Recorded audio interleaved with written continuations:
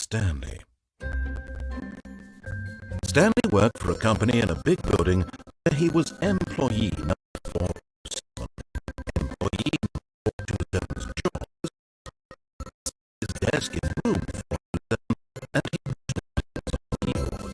Orders came to him through a monitor on his desk, telling him what buttons to push, how long to push them, and this is what employee 427 did every day of every month of every year. And although others might have considered it soul-wrenching, Stanley relished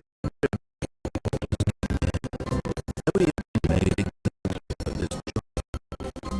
Stanley was happy.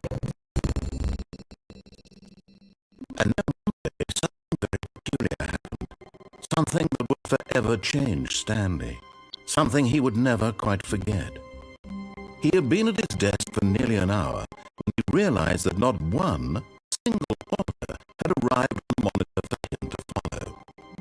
No one showed up to give him instructions, call a meeting, or even say hi.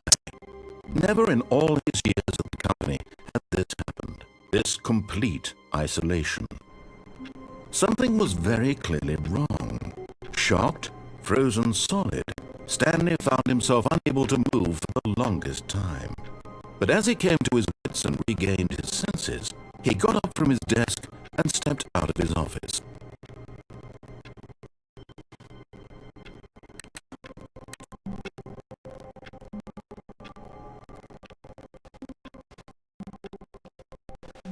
All of his co-workers were gone. What could it mean? Stanley decided to go to the meeting room. Perhaps he had simply missed a memo.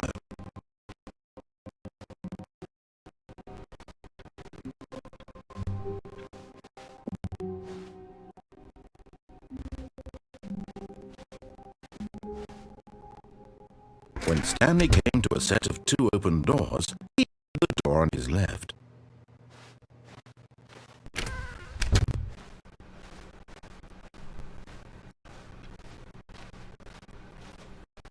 Yet there was not a single person here either. Feeling a wave of disbelief, Stanley decided to go up to his boss's office, hoping he might find an answer there.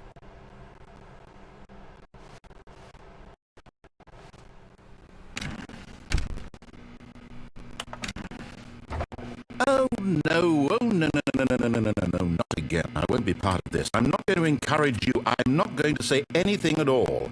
I'm just going to be patient and wait for you to finish whatever it is you enjoy doing so much in this room. Please take your time.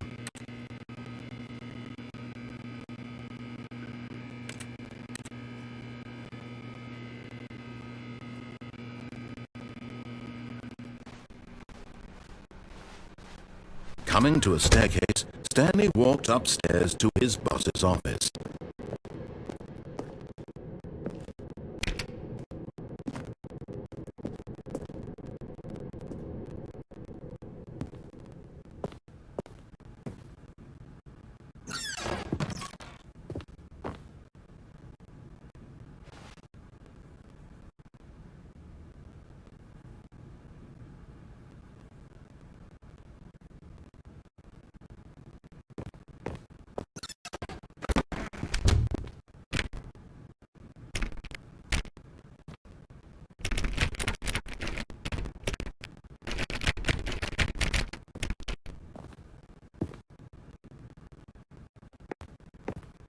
The moment he entered his manager's office, Stanley froze in his tracks.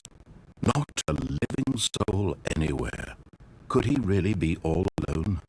This was too much for Stanley to take, too much for any man to take. He fell to his knees, bursting into half moans, half sobs, the guttural wrecking of life from a man denied any hope, any reason to keep going. Here on the floor he lay prone, paralyzed by fear for nearly a full hour. But when he began to move about and survey the situation, he found a keypad behind the boss's desk. What could it mean? Was it a sign of hope for Stanley's future? Alas, it was not. For although this keypad guarded the terrible secret of Stanley's past, it had been assigned a 4-digit code so devious and so random that no man could ever hope to guess it. 28 5. Statistically, nearly impossible to guess blindly. Yet incredibly, by simply pushing random buttons on the keypad, Stanley could input the correct code by sheer luck. Amazing. He stepped into the opened passageway.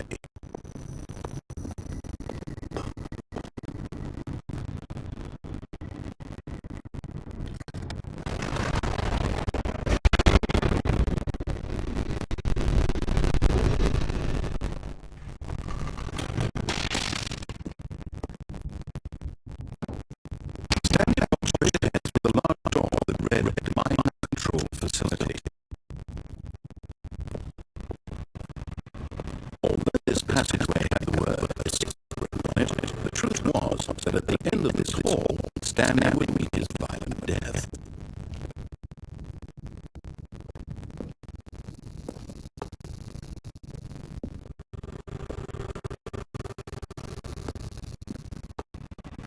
But of course, Stanley thought better of it.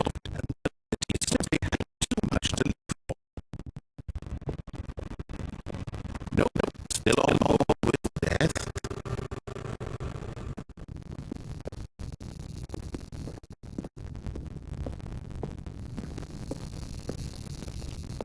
The door behind him was not shut. Stanley still had every opportunity to turn around and get back on track. At this point, Stanley was making a conscious, concerted effort to walk forward and willingly confront his death.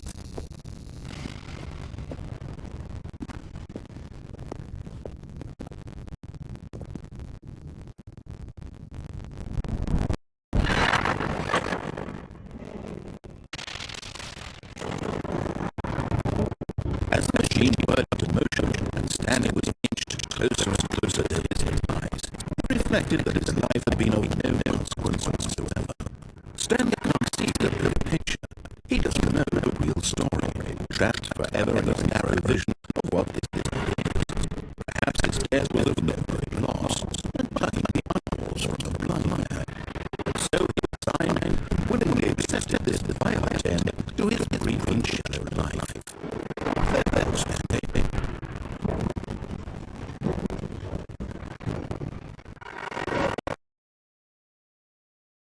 Farewell, Stanley, cried the narrator, as Stanley was led helplessly into the enormous metal doors. In a single visceral instant, Stanley was obliterated as the machine crushed every bone in his body, killing him instantly.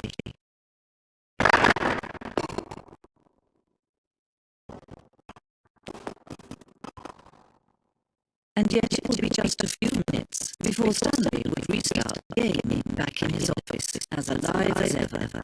What exactly did the narrator think he was going to accomplish?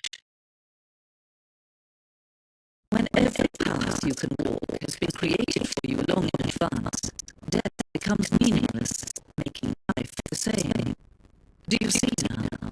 Do you see that Stanley was already dead from the moment he hit start?